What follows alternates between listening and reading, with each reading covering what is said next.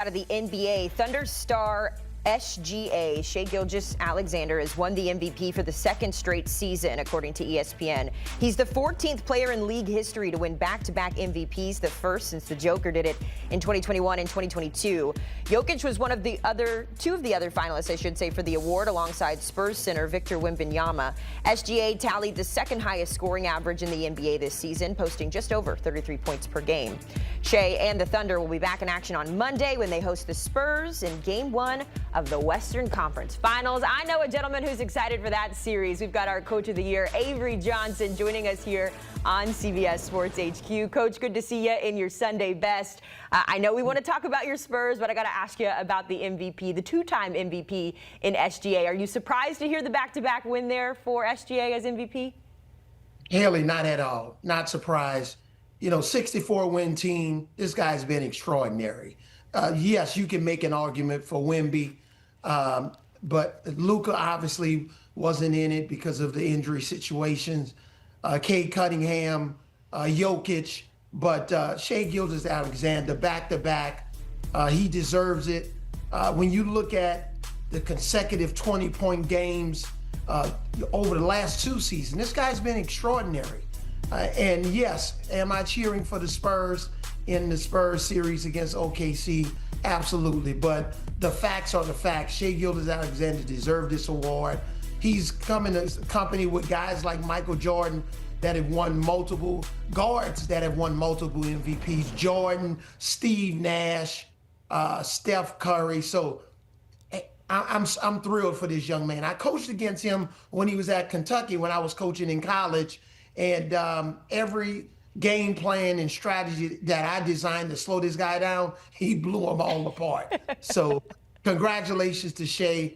And who knows, if he can stay healthy, he may have a chance to win 3 in a row. Man, yeah, he has been special. You kind of teased it, though. We get the MVP, the back-to-back MVP, taking on the DPOY, the runner-up for MVP, in Victor Wembanyama. We're going to talk about Game 7, but before we get there, how excited are you to see those two go head-to-head in the Western Conference Finals? This is must-see TV. And the thing is, you got Sam Presti, who used to be with us in San Antonio as a little no-name scout. Now he's arguably the best executive, not only just in basketball, but right now in professional sports, going up against his old team. These two teams met back in 2014 in the Western Conference Finals when then Tim Duncan was still playing, and now the Spurs have Victor Wembanyama, who is going to have a lot to say in that MVP conversation over the next 5 years. But when you look at the depth of both of these teams, the coaching ability, the shooting, the creativity, the size, the versatility, these teams are basically, looking each other in the mirror. You got Chet Holmgren, and you got Wemby, and you got Shai, and then you got Steph Castle. The Thunder's bench is good with those guys, Jared McCain coming off the bench, and then you got Dylan Harper and Keldon Johnson, 6th man of the year. So again, I got invited to Game 3 in San Antonio on Friday. I think you'll see me on TV. Okay, maybe we'll get some courtside reaction or some arena reaction from you somewhere out there. Avery, excited for that matchup, but I want to turn our attention back over to the Eastern Conference, where it all comes down to this Game 7 between Cleveland and Detroit. The final round of that series tipping off 8 o'clock Eastern tonight. These two teams have already played in a Game 7 in this playoff run, so they have that experience. So really, it's going to come down to those players. And when it comes to Cleveland, Avery, we know nobody under more scrutiny than that man, James Harden. When you look at his numbers in Game 7, he's got a winning record, but the numbers don't always pan out there. What are your expectations for James? Can you trust him to show up in a Game 7 later today? Well, history says you shouldn't trust James Harden into games tonight. But I'm a different guy. I've been an underdog my entire life. People bet against me. I played in over 1,000 games in my NBA career, most for any player under 6 feet tall. So I know an uphill climb. I'm betting on James Harden tonight. I think he's going to have an extraordinary game. He's going to score 32 points tonight. Probably 4 or less turnovers, 8 assists. I think he's going to put on a masterclass tonight. This is the night to do it. He's in great shape. This is the trade that he wanted to Cleveland. He knew the Clippers weren't going anywhere.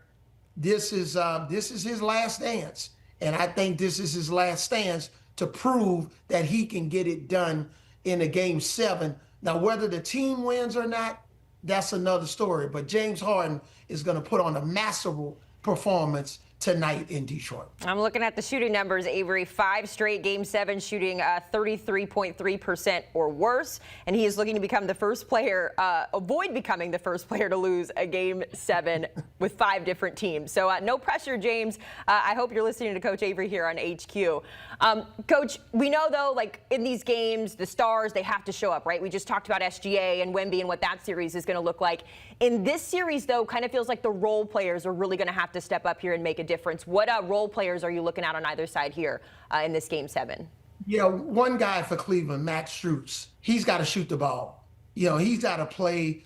When this guy makes 6 or 7 threes, they're a different team. They need that outside shooting. You don't need him just settling for bad threes. He's got to win this matchup, especially in this shot right here against Duncan Robinson. He's got to outplay him. He's got to outscore him by 10 points because he's the difference maker, especially when he's at that small forward spot. If James Harden is cooking or Donovan Mitchell and they're forcing double teams, he's the guy on the backside that needs to make those 3-point shots. He cannot allow Karis LeVert to outplay him and Duncan Robinson. He's the one guy that's got a glowing magnifying on him coming off the bench for Cleveland. If nothing else, it's that man bun that he's been rocking late in the season that has a spotlight on it. Looks a lot different than when he was down here in South Florida. All right, Avery, you know what time it is. It's time to give me a pick to win. I will lead you by saying home teams win nearly 75% of the time in Game 7s. Both of these teams, as mentioned, have already played and won a Game 7. Who wins this one? I'm cheering for Cade Cunningham. Okay. All right, because he's really good friends with my son. I've been knowing this kid since he was in 6th grade. If Detroit wins, I'm going to be thrilled. As an analyst, I'm picking Cleveland.